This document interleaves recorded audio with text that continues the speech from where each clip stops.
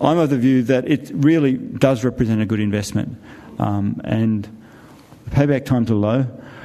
So if you're looking at an amount of solar to get, maybe 5 kilowatts is broadly a good number to get, and in our climate, that's going to generate, each kilowatt of capacity is going to generate between 1,300 and about 1,400 kilowatt hours a year. So that's about 7,000 megawatt hours from a 5 kilowatt system. So if you've done all those other things and reduced your consumption, then that 7,000 kilowatt hours a year from your solar is hopefully around about enough to fully offset your consumption. Broad advice, go for quality. If you get good quality gear, there's no reason it shouldn't last 25 years. Okay, I've been asked to comment briefly about battery storage. It's an exciting area, but it's potentially distracting. In other words, the hype around batteries is at risk of distracting us from some of the more fundamental things around energy consumption that I've been talking about. The economics are still marginal, in my view, but they're improving greatly. So solar by itself, the economics are such a no-brainer. The payback times are very short. The solar plus batteries, the payback time will be longer, but still, hopefully, it will pay back itself in the life of the battery system. And broad advice, I'd say, consider batteries once you've looked at these other things. So the first priority is getting your demand down. The second priority is generating enough to offset that remaining demand, and then batteries, consider that as a third priority.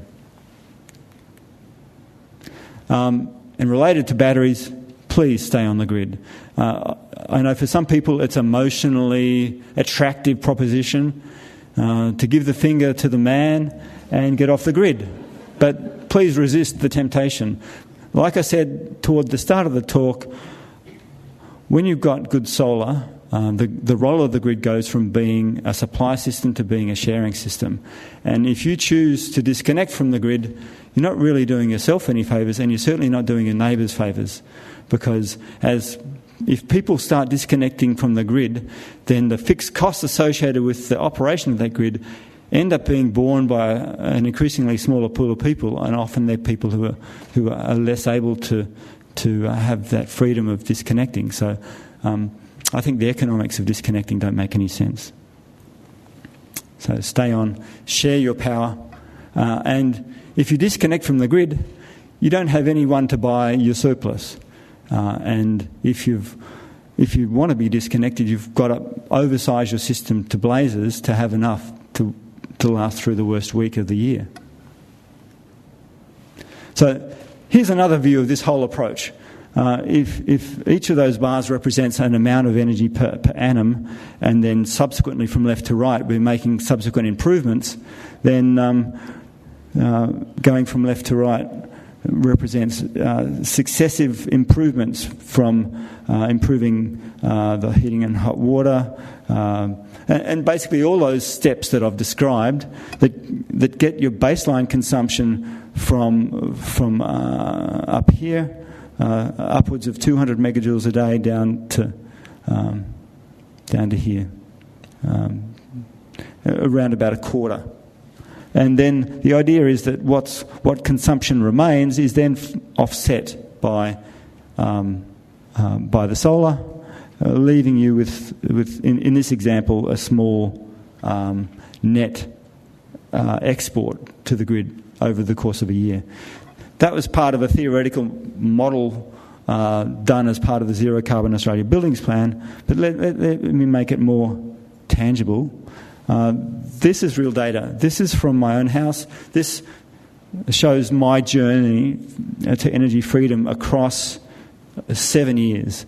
So hopefully you can see enough detail there that each bar represents a month. and that they're stacked bars where the lower blue part of each bar is the amount of electrical energy in the month, and the red part is the amount of gas energy in the month. So that's 2006. And what's apparent there is that the annual consumption is very peaky in the middle of the year. So in other words, because in a typical winter-dominated climate that we've got here, you use most of your energy for heating, and so that seasonal variation is very centred around the winter consumption. The other thing that should jump out at you there is it's dominated by the red part. So in other words, most of my energy in that year is from gas. And that's the last year before I started making changes. So year one, so you can start to see making changes and the curves coming down, and it's looking quite different already. And we don't really have the time for me to describe each year in detail, but you get the picture that this is real data.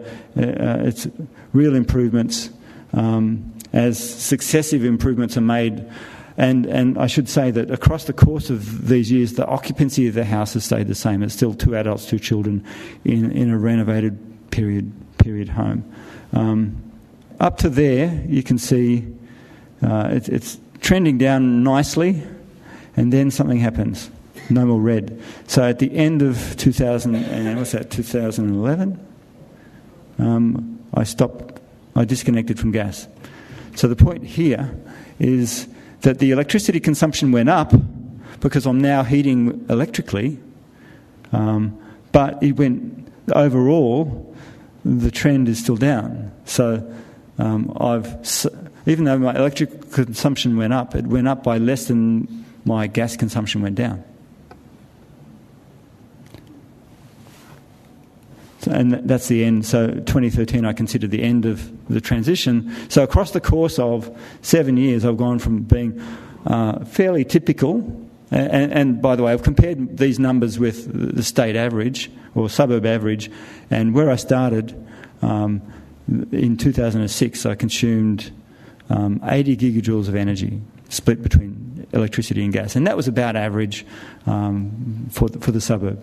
And by the end of the process, I'm using 20 gigajoules. And this is the gross consumption of the house. In other words, this is not including solar.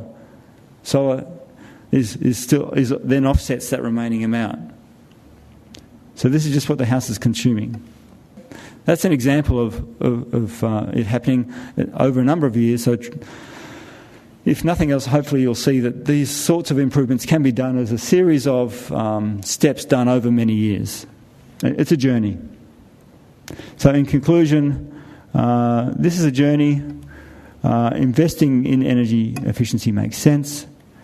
Some more ads. I'm involved in a Facebook group called My Efficient Electric Home. So if you're keen to continue this conversation with me and others like me, jump onto Facebook, look up My Efficient Electric Home and join the group.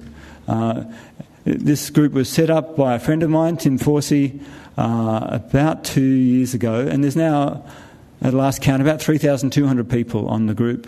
It started here in Melbourne, but we've now got people all over the country, indeed all over the world, talking about efficient electric homes, and there's some quite technical discussions or quite general discussions, people improving existing houses or building new houses. It's a very friendly group. There are lots of women in the group. It's not too blokey. So, yeah, get on board. If you're interested, follow my blog, New Energy Thinking. And I'd encourage you to get the book, The Energy Freedom Home. It's available at the ATA web shop.